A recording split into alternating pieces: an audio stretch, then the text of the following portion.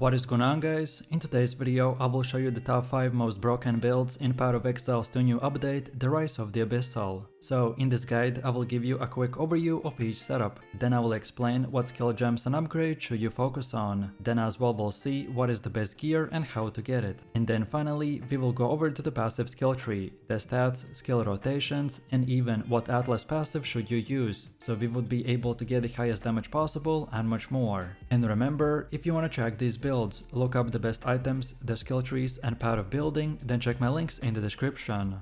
If you ever played Path of Exile 2 for long enough, then you know that the grind for currency can feel endless, and that's where today's sponsor comes in. KaidGames is a trusted platform used by over 150,000 gamers worldwide. They offer pro player support in more than top 25 games, including POE 2. No matter if you need a faster start, you want to help with the tough content or just want currency delivered safely and quickly, then KaidGames has you covered. What I really like is how smooth the whole process is, from click to the gameplay in minutes, clear and fast chats with their team, plus if an order is not fulfilled you get an instant refund. I've tried it myself and honestly it just makes the game more fun. So if you wanna skip the grind and enjoy POV2 your way, then click my link in the description to check out KaidGames and use my code KAID for extra 10% off.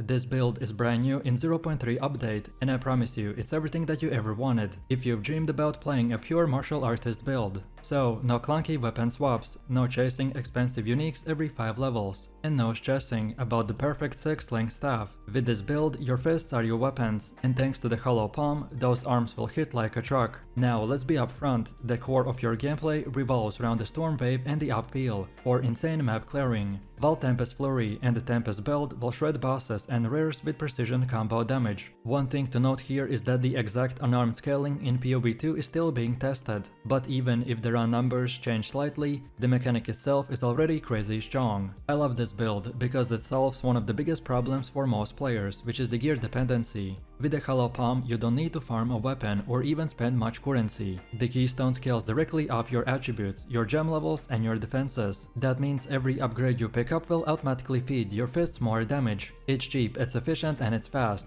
Then second, the setup plays exactly how you want a monk to feel. You're not standing in the back just shooting arrows or waiting for the cooldowns, so you will be constantly moving. And overall, this build clears like lightning fast mapper with huge AoV from the Storm of Wave, but it also has that controlled single target rotations that you need for the big bosses. If you want speed, power and a no weapon build, then you should try this one out. So let's take a look at the skill gems, because this is where the hollow palm monk will really shine. The entire identity of this setup is built around the lightning fast unarmed attacks. That means we are blending rapid melee strikes with spell like elemental procs. Your bread and butter here is the Tempest Flurry. This is your main combo skill, the one that you will be constantly using into the enemies. To really push its damage, you will link it with the rapid attacks, lightning attunement and the elemental armament. Then second we got the Storm of Wave, which is your secondary offensive skill. It gives you a massive AoV nuke that clears screens in seconds, while also boosting your critical potential. Now we need a way to keep charges flowing and the momentum rolling, and that's where the lingering illusion comes in. Paired with the charge profusion, every time you dodge roll you drop an illusion, and when enemies hit you, you will gain charges. More rolls mean more charges, and those charges are the engine that powers our next skill, the Charge Staff. This skill in exchange will apply shock and innervate by keeping enemies vulnerable to the lightning damage while giving you a steady stream of offensive buffs. It's a perfect loop, so dodge, drop illusions, gain charges, and fuel even more damage. Then for auras, this build takes things to the next level with the Herald of Thunder and with the Herald of Ash. The Herald of Thunder is linked with the Electrocute and the Lightning Attunement, and it basically blankets the entire map with the chain lightnings whenever you get a kill. It's the core reason of why mapping feels so smooth. On top of that, the Herald of Ash will provide hybrid scaling, so crits and overkills will trigger fire burn explosions that amplify clear and even stack on the boss damage. Together, these two heralds will create fireworks of chained explosions every time that you attack. And finally, we've got the Tempest belt. Think of this as a flexible slot. Sometimes it's an AoV option for spreading more coverage, or sometimes it's your single target combo tool against bosses. So in short, it synergizes beautifully with our flurry. Next up, let's move over to the passive tree, because this is where we take the Hollow Palm idea and crank it to the max. The general idea is simple: we are investing in dexterity and the energy shield nodes, while stacking attributes that the Hollow Palm converts directly into the raw offensive power, while on top of it also picking up hybrid defenses to keep us alive. Early on, you're focusing on survival and consistency, so pick up dexterity, life and evasion, so that you can push through the acts without issues. Don't worry about the crit too early, as it's a trap. You only want to start speccing into serious crit clusters like Momentum of Truth, or the hard stopping once you're at level 50 or higher, because that's the point where your base damage, attack speed and weaponless scaling will really justify the crit investment. Defensively, the tree makes you tanky in a clever way, so we are investing into a hybrid evasion and energy shield, and Hollow Palm turns those defensive stats into offensive bonuses. Evasion translates into faster attack speed, energy shield turns into the crit chance, so you're literally scaling your damage every time you upgrade your gear. On top of that, the life clusters are scattered along the path to keep you stable during the campaign, and masteries will help around the resistances. Offensively, we lean into the rapid unarmed attacks with devastating crits, and we can achieve this by mainly investing into dexterity nodes, because high dexterity not only feeds your accuracy and evasion, but also synergizes perfectly with the Hollow Palm scaling. Alright, now let's go over to the gear, because while the Hollow Palm does not require a weapon, you still need a strong foundation to scale. The golden rule here is simple: always cap your elemental resistances at 75%, so fire, cold and lightning all need to be maxed. That's the step 1 before you can think about anything else. Then for the main slots, you're aiming for max life, energy shield and any type of regen. The most optimized pieces that I like is for the helmet, the Vermeil circlet, then for body, the Val robe, then the belt, the Rawhide belt, then for boots, the bound boots, and for the gloves, the hunting. Then on top of it, get accessories like the topaz ring, a ruby ring and a stellar amulet. These will give you elemental resistances, life, energy shield, and most importantly, the attribute scaling. Attributes are crucial because the Hollow Palm directly converts them into damage. Ideally, you want your amulet rolled with a high life, high energy shield, and all resistances capped, and as much as flat attributes as possible. Remember, every point of dexterity and energy shield is damage. Every point of life and evasion and survivability also scales into the damage, so gearing feels extremely rewarding. You're never wasting stats on defenses, because Hollow Palm turns them into offenses too.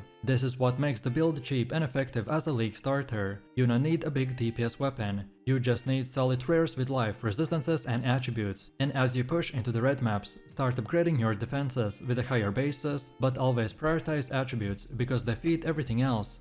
And now finally, let's see how to actually play this build. Honestly, this is one of the most satisfying gameplay rotations in POE of Exile 2. In the campaign, you level with a bow and a lightning rod until about level 22. It's smooth, it's fast, and it carries you through the early content without any issues. At level 23, you pick up the Hollow Palm notable and swap to the unarmed combat, and this is where the build transforms. From this point and onwards, your mapping rotation is simple but powerful. Roll into a pack, then drop the stormwave to wipe the screen, and weave in upheal for the extra damage spread. And let the Herald of Thunder and Herald of Ash explode everything around you. But perhaps if you need more charges, then dodge roll to drop illusions, and let the enemies fuel your charged staff. If you do this combo perfectly, then packs will just evaporate. Against bosses, the things will shift into a more precise rhythm, so you lead with the Tempest Flurry, then stacking rapid crits and shocks, then drop the Tempest Belt for a devastating combo finisher, then keep your charges flowing with illusions, maintain Herald uptime and stack the Stormwave hits on top for massive burst windows. But perhaps if the Flurry plus the Bell combo feels uncomfortable, then you can absolutely just stick with the Stormwave as your main bossing tool until you're more comfortable. So as you can see, our rotation and the build is fun, fast and new player friendly.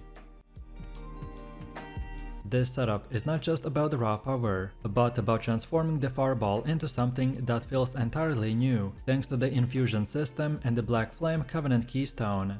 The idea of turning the basic flame into a purple one that scales with both ignite and chaos mechanics makes this build one of the most unique spellcasters in the game.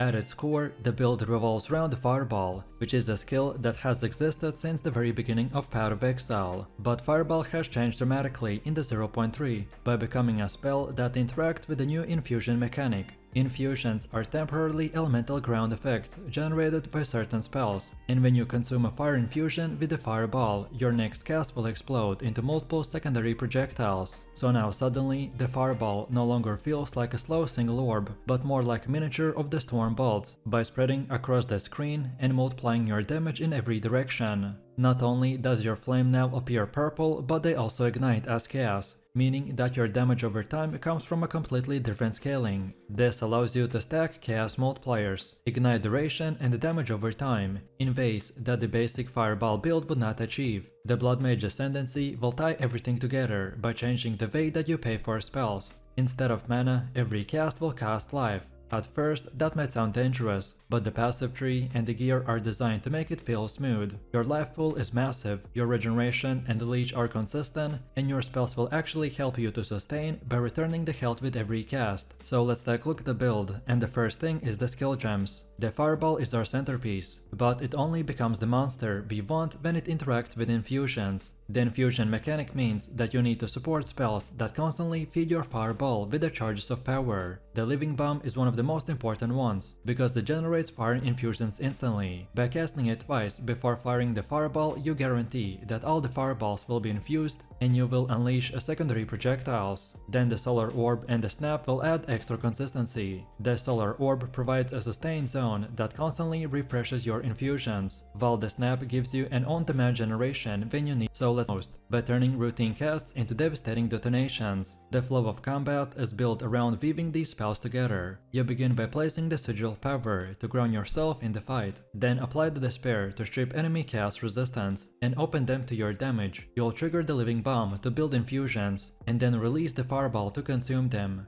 All of this will create a wave of projectiles that ricochet across the map. The Chaos Bolt serve as a filler, by keeping your damage rolling when you cycle your infusion generation. It feels like a rotation of build up and release, and once you master the timing loop, it becomes the second nature. Then next, our passive tree will combine three principles. So scale chaos infused damage, turn the life into your resource, and amplify the spellcasting utility. We start by getting nodes that boost spell damage, ignite scaling and the chaos multipliers. With the Black Flame Covenant active, all of your fire damage will become chaos, so every chaos node will become relevant. The damage over time multipliers, ignite nodes, and the burning damage clusters will all become key parts of your scaling. This dual interaction between the fire mechanics and the chaos mechanics is what exactly allows the fireball to reach its full potential. Then the life investment is the second major priority. Because you are a blood mage, so your life pool is both casting resource and a survival buffer. The nodes that increase the flat life, percentage life, and regeneration will become more valuable than almost anything else. Notables like the Sangumancy and the Whispers of the Flesh will feed directly into this style, by rewarding you for casting and spawning life remnants that support your sustain.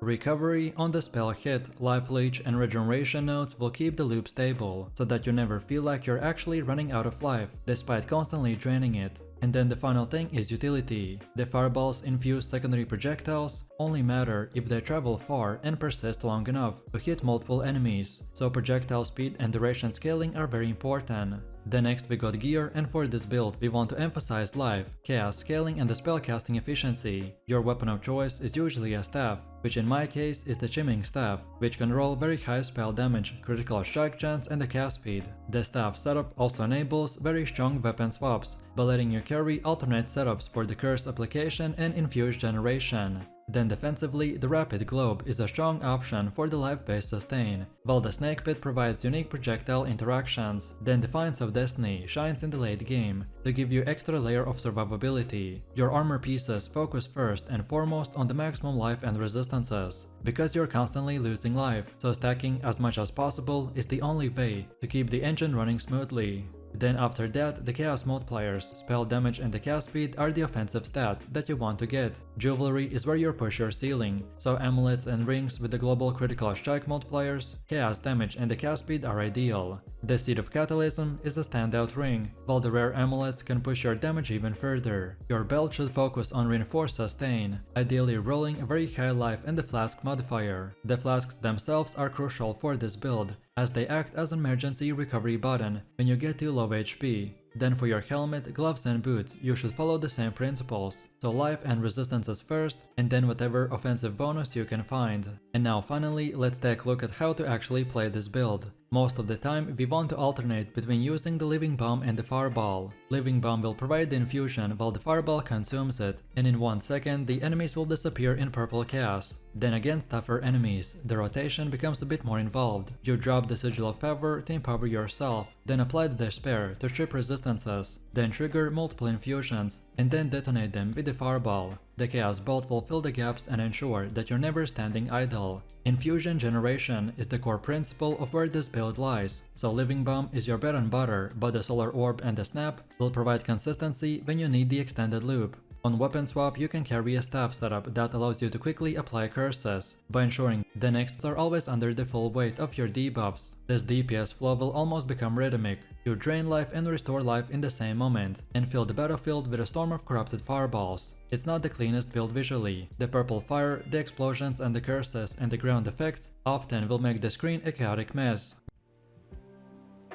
This setup takes everything that people love about the Lightning Arrow meta build and flips it into the cold-based monster that freezes, shatters and absolutely demolishes maps at the lightning speed. In patch 0.3, the cold bow skills and the deadeye both received huge buffs, and when you put those two things together, then you will get a build that doesn't just clear screens, it destroys them before enemies even have a chance to move. For map clearing, the Ice Shot is your powerhouse. With the right support gems, the projectile train across the screen, and spreading the chill ground and freezing everything in their path, the monster groups just don't die, they explode in a cascade of shatters and the Herald of the Ice stacks, by leaving nothing behind. And when it's time for bosses, then you bring out the Lightning Rod, the Orb of Storms and the Snipe, while stacking freezing effects that keep them locked down. The fact that you can do both, so clear like a speed demon and take down endgame encounters, makes this build incredibly versatile. So now let's break down the most important skill gems. At its core, we are centering everything around the Ice Shot. This is your main clearing ability, and the bread and butter skill that carries the build.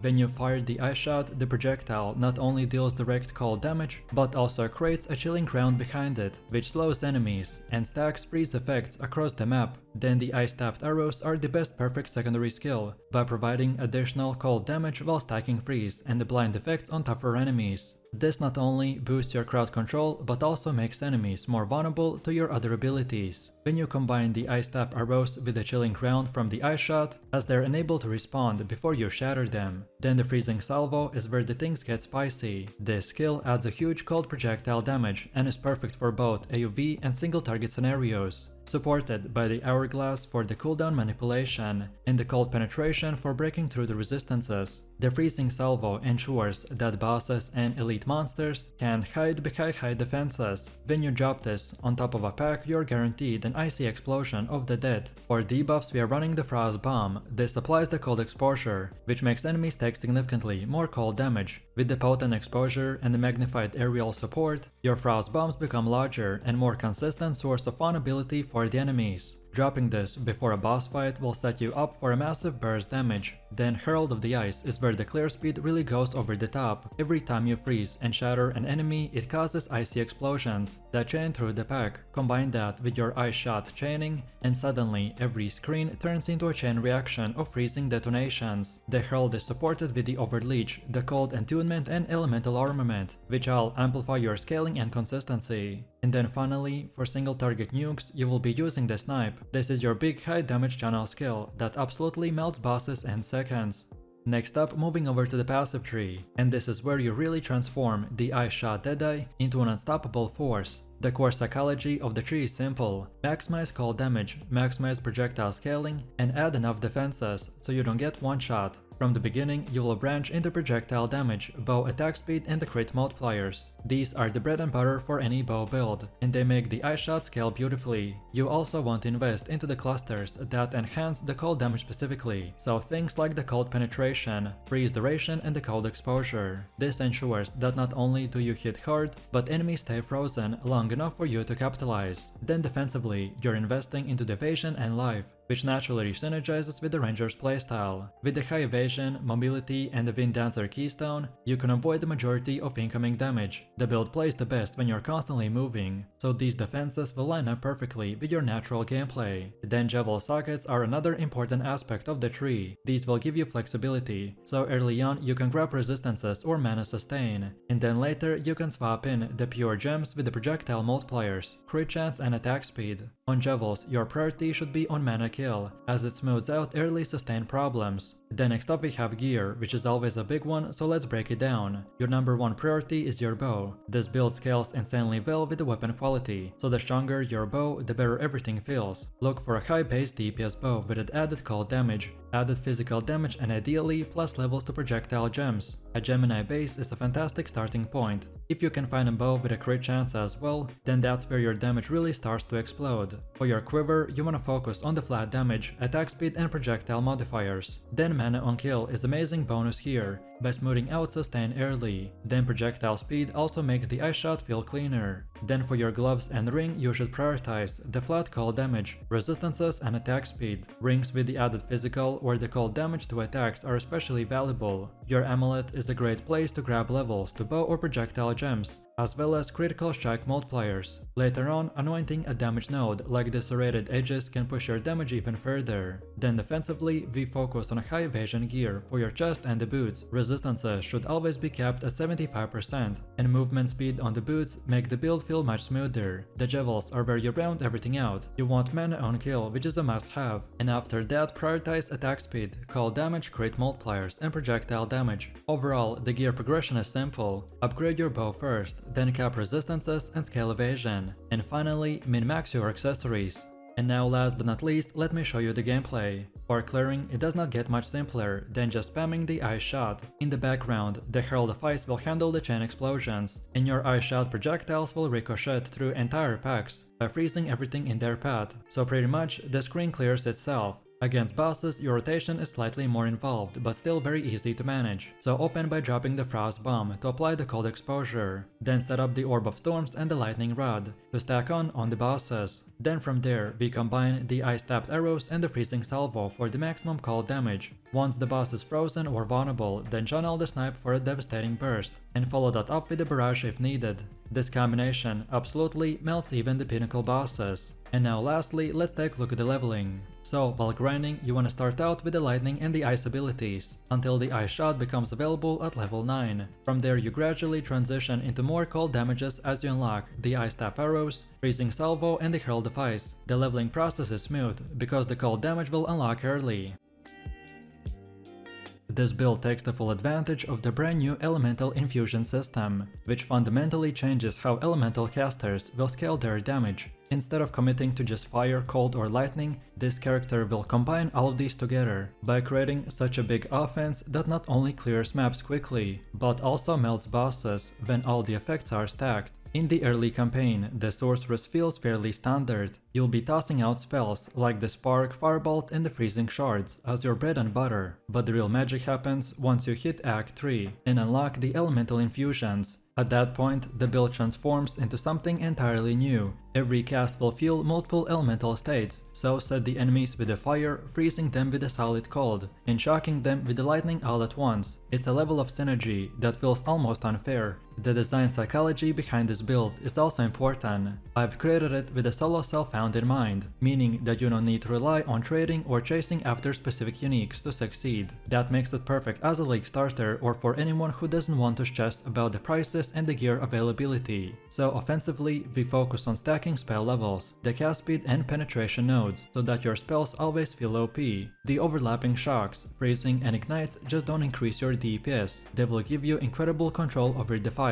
The build is fast, flexible, and incredibly satisfying to play. So let's take a look at the skill gems, which is the heart of any build. The early game is all about practicality and the ease of use, while the mid to the late game transitions into a synergetic infusion-driven setup. At the very start, you will be working with the Spark, Firebolt, and the Freezing Shards. The Spark is great for AoE clearing because of the random projectile behavior, while the Firebolt provides strong single target pressure. especially on the early bosses. Freezing Shards is deceptively strong, because its shotgun hits enemies at a close range, while also providing reliable freezing utility. As soon as you reach Act 3, the real power spike comes from the introduction of the Siphon elements. This gem is the centerpiece of the build. It's what allows you to sustain infusion and stack overlapping elemental buffs. From here, the gameplay loop becomes less about spamming one spell, and more about rotating through the different elements to maximize the infusion system. Early on, you want to focus on the added elemental damage, faster casting and controlled destruction. As your gear and levels improve, you will transition into the elemental focus, increased critical damage and the spell echo for the explosive scaling. Then priority should always be on the cast speed and the damage multipliers, as they make the gameplay feel much smoother while also boosting the raw numbers. When it comes to the gem upgrades, you want to prioritize quality on your most important skills, so the Siphon elements being the highest priority, followed by your core damage dealers like the Fireball and the Orb of Storms.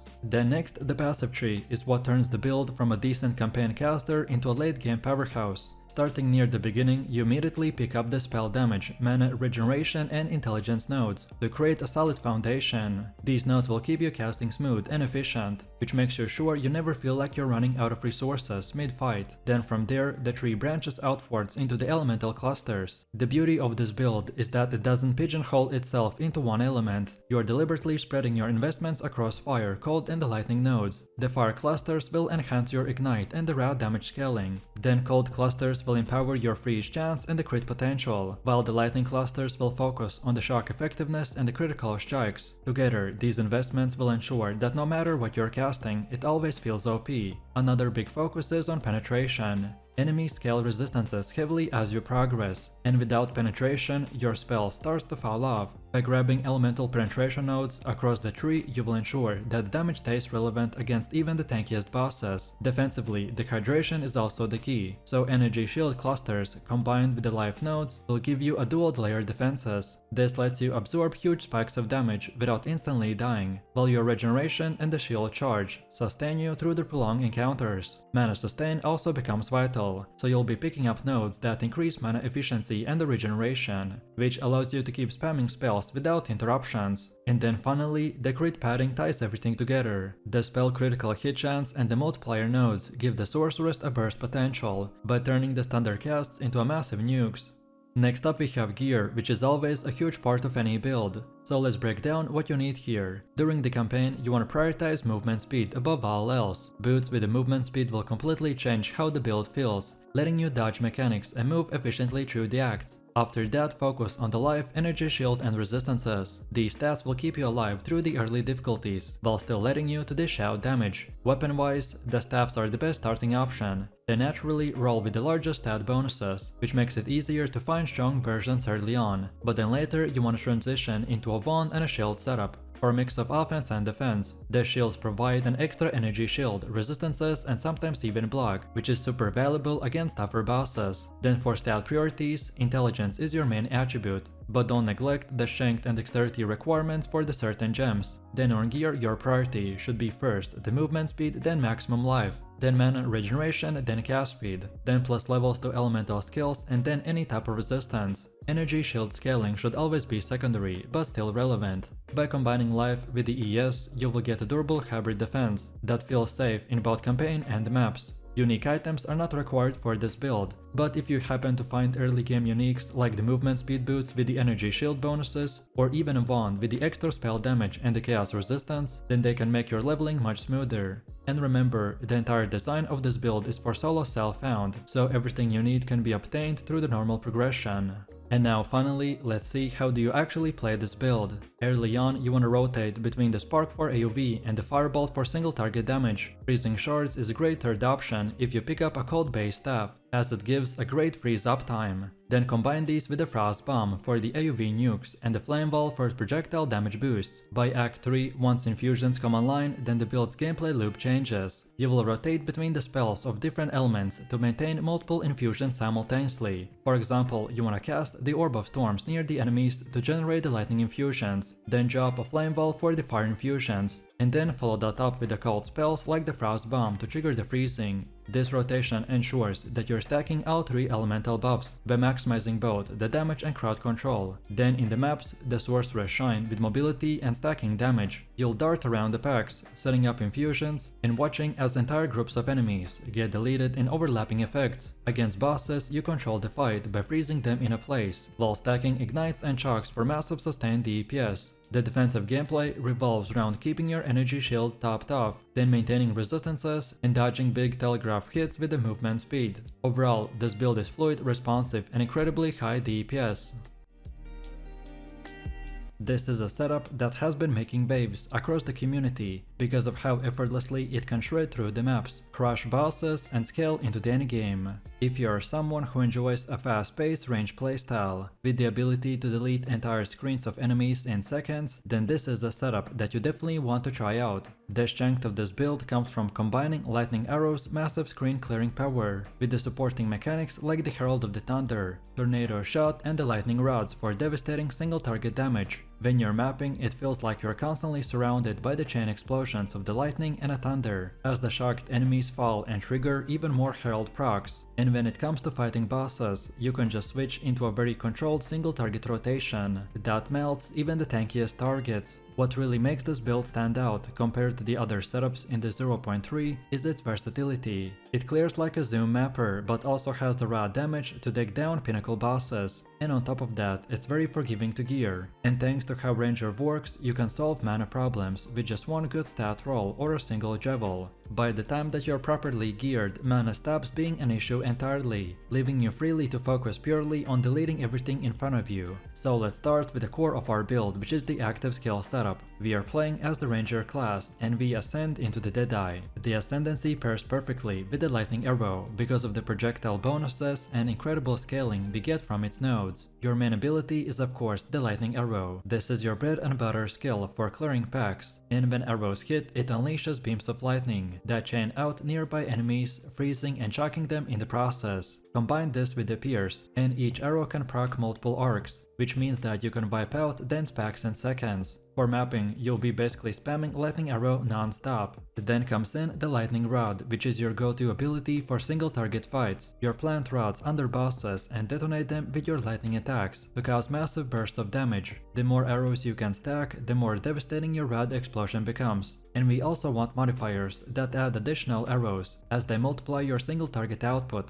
Then Tornado Shot serves as our supplemental single target tool. When you place a tornado on top of the boss and fire into it, then projectiles split into novas that stack more damage on your target. It's especially effective when paired with the Lightning Rod. Then the Voltaic Mark is your curse setup. By applying it to the bosses, you not only increase the chance to shock, but also boost the effectiveness of those shocks, making them take even more damage. This single gem supercharges your boss DPS. Then Herald of Thunder is where your clear speed really gets pushed over the edge. Every time you kill a shocked enemy, the lightning bolts rain down and chain through the packs by creating a cascade effect. When combined with the chain arcs of the Lightning Arrow, this results in near infinite screen-wide clearing. And lastly, we will have Barrage in our rotation. We use it to empower the Lightning Arrow or the raw damage. It synergizes well with the other skills, which gives you a powerful cooldown option for the extra burst. Also, one extra tip, keep the Stormcolor arrow on the weapon swap. This allows you to inflict a massive 20-second shock on the bosses, which gives you a huge damage boost, especially in the early stages, before your gear really comes active.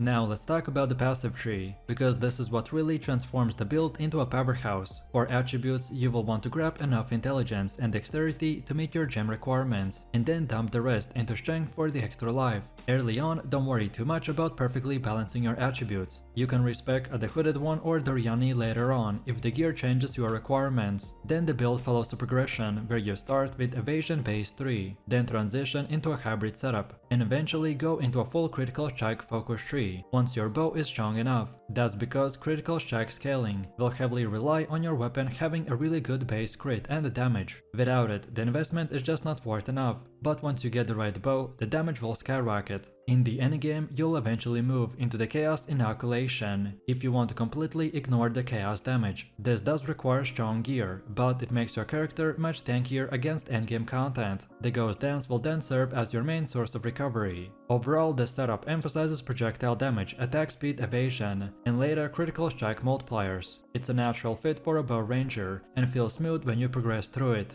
Then next up we have gear, which is always a huge part of any build, so let's break down what you exactly need. Your first priority is capping your elemental resistances at 75% across the board. Fire, cold, and lightning resistances will need to be maxed before you do anything else. For weapons, your goal is to get the highest DPS bow that you can, and in the best case scenario on a Gemini base, look for high elemental or physical damage and increased attack speed. If you find a bow with a critical strike chance, then it's even better, because that is what unlocks your crit scaling later. Then the quiver should have a flat damage, attack speed, or projectile modifiers. Projectile speed is also a great bonus, because it makes your lightning arrow feel much smoother. Then on rings and gloves should focus on the flat damage and resistances. Ideally, you want a flat lightning or the physical damage here, to scale from your attacks. Your amulet should provide spirit, since you will need at least 30 if you want to run the Rockei Mountain or the companion with the K Stara. Then for the chest armor, prioritize the high evasion. Once you're pushing red maps, rarity becomes very valuable, so aim for at least 100% increased rarity if possible. But don't sacrifice damage or defenses just to hit that number. Then Jevels on the tree should provide generic damage bonuses, so things like the attack damage, elemental damage, movement speed, projectile damage, and even attack speed. One Jevel must have a Sapphire Jevel with a mana on kill. This completely fixes the mana issue during mapping. And finally, anoint the Serrated Edge on your amulet for a solid damage boost. The core principle of gearing is simple. Upgrade your bow first, then focus on defenses like evasion and energy shield, and finally fill in your resistances and damage stats with the accessories. And now finally, let's see how to actually play this build. For clearing maps, it's simple. Just fire lightning arrow into the packs. Herald of the Thunder will take care of the chaining explosions, and your arrows will arc lightning through everything in a sight.